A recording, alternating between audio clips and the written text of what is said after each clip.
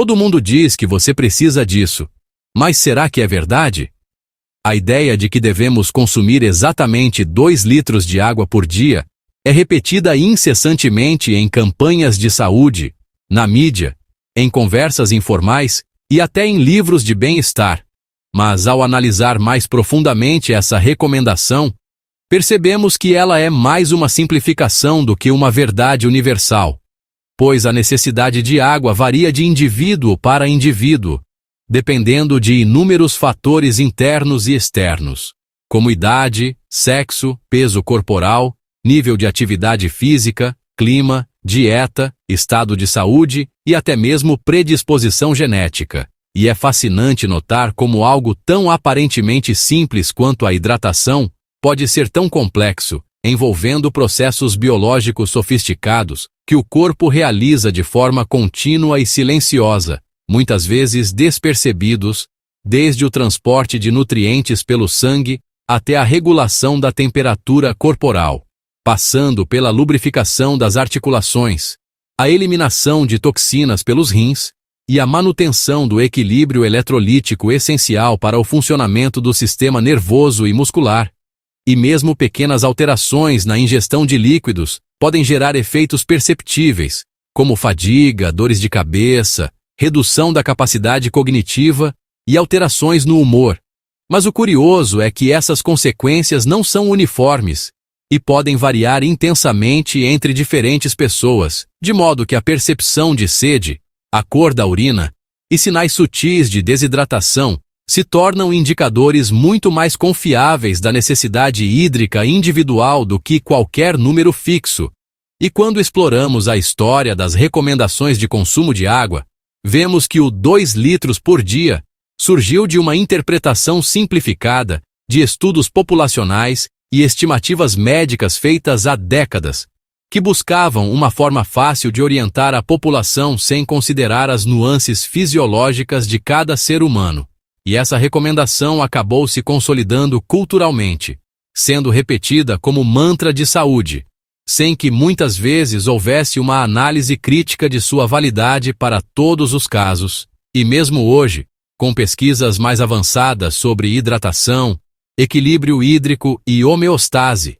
a mídia e o senso comum continuam a propagar essa ideia, ignorando que fatores como ingestão alimentar rica em água, exposição ao calor, suor excessivo, prática de exercícios físicos, doenças crônicas e medicações podem alterar significativamente a quantidade de líquidos que cada pessoa precisa. E ao considerar a ingestão de alimentos, percebemos que frutas, vegetais, sopas e até produtos industrializados contêm água em proporções variadas, contribuindo de forma substancial para a hidratação diária, de modo que alguém que consome uma dieta abundante em alimentos ricos em água pode necessitar de menos líquido puro do que outra pessoa com uma dieta predominantemente seca.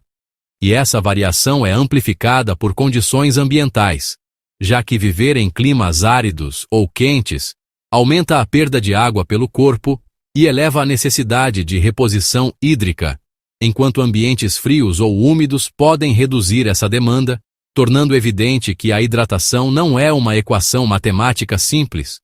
mas um processo dinâmico que o corpo regula constantemente por meio de sinais fisiológicos complexos, como a liberação de hormônios antidiuréticos, a ativação de receptores de sede e ajustes no volume sanguíneo. E a ciência moderna da nutrição e da fisiologia alerta que a ideia de um número fixo pode ser até prejudicial se for seguida rigidamente, pois excesso de água pode levar a uma condição chamada hiponatremia, na qual os níveis de sódio no sangue caem perigosamente,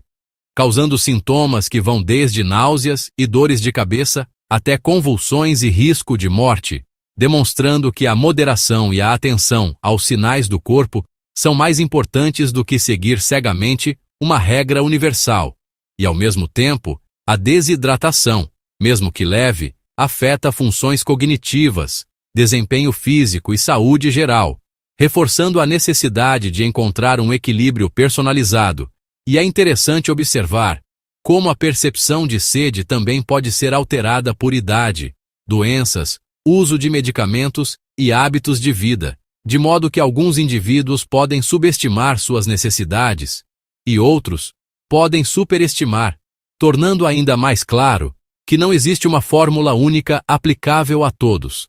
E estudos mostram que a hidratação adequada está relacionada não apenas à quantidade de líquidos ingeridos, mas também à distribuição ao longo do dia, à combinação com alimentos e à atenção ao contexto físico e emocional, já que estresse, febre, diarreia ou vômitos aumentam a necessidade hídrica temporariamente, e mesmo atividades mentais intensas podem demandar atenção especial à ingestão de líquidos, pois o cérebro é extremamente sensível à variação do volume de água corporal, e pequenas desidratações podem afetar memória, concentração e humor, sendo surpreendente como algo tão essencial à vida ainda é tratado de maneira tão simplificada, como se bastasse memorizar um número e cumpri-lo religiosamente, sem considerar o contexto individual. E ao observar culturas diferentes, vemos que os hábitos de consumo de líquidos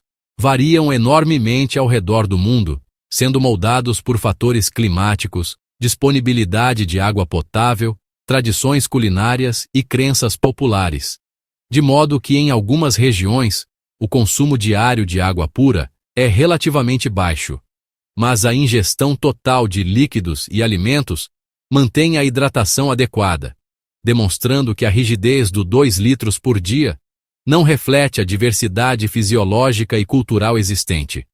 E mais do que seguir números arbitrários, o foco deveria estar em desenvolver consciência corporal, reconhecendo sinais de sede, observando a cor e quantidade da urina, avaliando níveis de energia, dores de cabeça ou cansaço excessivo, e ajustando a ingestão de líquidos de acordo com essas observações, porque o corpo é um sistema inteligente e adaptativo, capaz de regular internamente grande parte de suas necessidades, e é nesse ponto que a educação em saúde se torna crucial, pois compreender os mecanismos da hidratação permite que cada pessoa tome decisões informadas, evitando tanto o déficit quanto o excesso, e promovendo bem-estar real, em vez de seguir recomendações genéricas que podem ou não se aplicar. E é nesse contexto que podemos refletir sobre a própria maneira como recebemos orientações médicas, questionando o que é fato científico consolidado e o que é simplificação cultural, lembrando que ciência e mídia nem sempre caminham juntas, e que informações aparentemente inofensivas podem gerar confusão ou até riscos quando aplicadas de forma indiscriminada. E ao mergulhar mais profundamente na fisiologia da água no corpo humano, percebemos que ela atua em nível celular, participando da regulação osmótica, do transporte de nutrientes e da remoção de resíduos metabólicos, além de contribuir para a lubrificação de articulações e tecidos, ajudando na elasticidade da pele, na manutenção da pressão sanguínea e no equilíbrio de eletrólitos. E qualquer alteração significativa nesse sistema delicado pode ter consequências perceptíveis, seja em desempenho físico, cognição ou saúde geral. E por isso, mais importante do que memorizar uma meta fixa de ingestão de líquidos, é desenvolver a percepção do próprio corpo, aprender a ouvir sinais sutis de desidratação ou excesso de líquidos, e adaptar hábitos cotidianos de forma consciente, incluindo ingestão de água, consumo de alimentos hidratantes, atenção ao clima, atividade física, estado emocional e saúde geral, sendo que essa abordagem personalizada é respaldada por estudos recentes que mostram que a recomendação de 2 litros por dia é arbitrária e que a variação individual é muito maior, podendo, em certos casos, ultrapassar significativamente esse valor ou ser menor, sem prejuízo à saúde. E o ponto central é compreender que a hidratação não é um número fixo, mas um processo dinâmico e adaptativo, que requer atenção, conhecimento e sensibilidade às necessidades próprias. E ao trazer essa reflexão para o cotidiano, podemos questionar hábitos enraizados e perceber que muitas vezes seguimos recomendações por repetição cultural, sem entender sua aplicabilidade real. E ao observar pessoas de diferentes idades, níveis de atividade e condições de saúde,